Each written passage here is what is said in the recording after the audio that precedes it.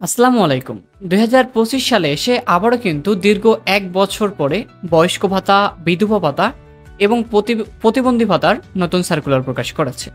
যেখানে কিন্তু বাংলাদেশের সকল জেলার প্রার্থীগণই আবেদন করতে পারবে।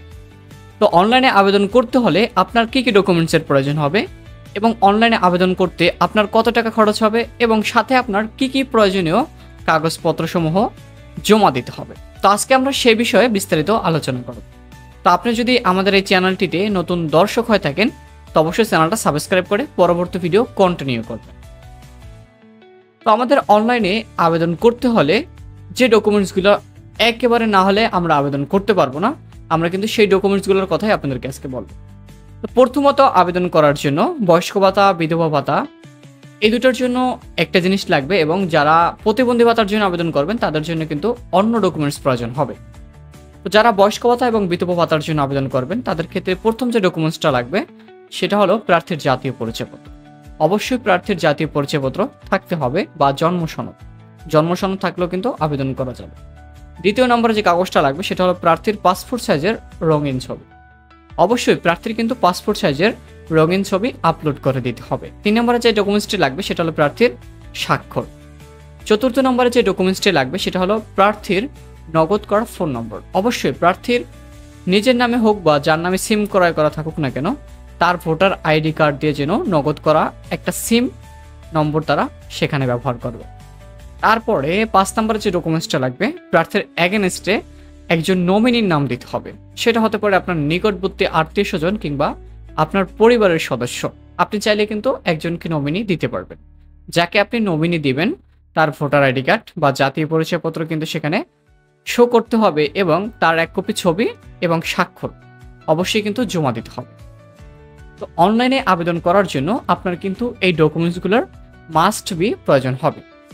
যারা প্রতিবন্ধী ভাতার জন্য আবেদন করবেন তাদের ক্ষেত্রে নমিনির ক্ষেত্রে কিন্তু সেম জিনিসটা লাগবে এবং যদি প্রতিবন্ধী ভাতার জন্য আবেদন করেন, যেহেতু অল্প বয়সী প্রতিবন্ধী ভাতার জন্য আবেদন করা হয়, সেক্ষেত্রে তার জন্ম নিবন্ধন, এক কপি ছবি এবং সিগনেচার প্রয়োজন হবে এবং তার পরিবারের কারো নগদ করা একটি ফোন নম্বর ব্যবহার করলেই হয়ে যাবে।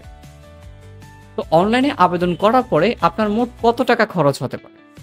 তো অনলাইনে আবেদন করার পরে আপনার মোট 100 টাকা খরচ হবে। সেটা হলো আপনি যেখান থেকে আবেদন করবেন তাকে আপনার হয়তো 100 টাকা পেমেন্ট করা লাগতে পারে। আর যদি আপনার নিকটবর্তী যারা রাজনীতি করে, যেরকম আপনাদের মেম্বার, চেয়ারম্যান, ইউপি সদস্য যারা আছে তাদের মাধ্যমে যদি তারা করে দেয় সেক্ষেত্রে আপনাকে ফ্রিতে করে দিতে পারে। তো আবেদন করার পরে আপনার কাগজপত্রগুলো আপনাদের যে নিকটবর্তী সমাজসেবা অধিদপ্তর অফিস আছে সেখানে জমা দিয়ে দেবেন বা আপনাদের যে দায়িত্বরত কাউন্সিলর বা মেম্বার আছে তার সাথেও কিন্তু যোগাযোগ করে জমা দিতে পারবেন। তো অনলাইনে আবেদন করার জন্য আপনাকে চলে যেতে হবে সর্বপ্রথম গুগল ক্রোম ব্রাউজারে এবং গুগল ক্রোম ব্রাউজারে গিয়ে টাইপ করতে হবে VATA। তো গুগল ক্রোম ব্রাউজারে এসে প্রথমে টাইপ করবেন VATA, তারপরে লিখবেন APPLY। অ্যাপ্লাই লেখার পরে এন্টার প্রেস করে দেবেন। এন্টার প্রেস করে দেওয়ার পরেই আপনাদের সামনে এরকম একটা ইন্টারফেস চলে আসবে। এখানে দেওয়া হচ্ছে অনলাইন অ্যাপ্লিকেশন ফর্ম। তো অনলাইন অ্যাপ্লিকেশন ফর্ম উপর এটা ক্লিক করবেন। তো ক্লিক করার পরে আপনাদেরকে এরকম একটা পেজে নিয়ে আসবে। তো এখানে আসার পরে ভাতার কার্যক্রমের উপর ক্লিক করলে আপনি যে ভাতার জন্য আবেদন করতে চান সে ভাতা এখান থেকে সিলেক্ট করে দিয়ে তারপরে আবেদন করবেন। তো কিভাবে আবেদন করতে হয় তা নিয়ে আমি আরও একটা ভিডিও তৈরি করেছি, সেই ভিডিওর লিঙ্কটা এই ভিডিও ডিসক্রিপশন বক্সে দিয়ে দিব। আপনারা চাইলে সেখান থেকে দেখে আসতে পারবেন এবং আপনারা চাইলে কিন্তু আমাদের মাধ্যমেও আবেদন করাতে পারবেন।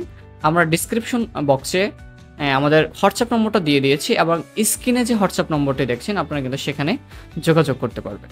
এবং অনলাইনে আবেদন ক্ষেত্রে যারা বয়স্ক ভাতার জন্য আবেদন করবেন পুরুষ এবং নারী উভয় ক্ষেত্রে, পুরুষ প্রার্থীদের ক্ষেত্রে কিন্তু বয়স থাকতে হবে, পুরুষের জন্য বয়স থাকতে হবে 65 বছর এবং মহিলাদের জন্য বয়স থাকতে হবে 62 বছর। বয়স্ক ভাতার ক্ষেত্রে যারা আবেদন করবেন পুরুষ প্রার্থীদের ক্ষেত্রে থাকতে হবে 65 বছর এবং মহিলা প্রার্থীদের ক্ষেত্রে থাকতে হবে 62 বছর। যারা এর উপরে বয়সসীমা আছে তারাই কিন্তু শুধুমাত্র বয়স্ক ভাতার জন্য আবেদন করতে পারবেন এবং বিধবা ভাতার জন্য আবেদন করার জন্য কোনো বয়সের সীমা নেই। সে চাইলে 35 বছর, 25 বছর, 30 বছর বয়সী বিধবা ভাতার জন্য আবেদন করতে পারবেন। তো এই ছিল আজকের ভিডিওটা কেমন লেগেছে অবশ্যই কমেন্টে জানাবেন। যদি আপনি আমাদের চ্যানেলে নতুন দর্শক হয়ে থাকেন, একটি লাইক, একটি কমেন্ট এবং সাবস্ক্রাইব করে পাশে থাকবেন। দেখা হবে আবার নতুন কোনো ভিডিওতে। সে পর্যন্ত সবাই সুস্থ থাকুন, ভালো থাকুন। আল্লাহ হাফেজ।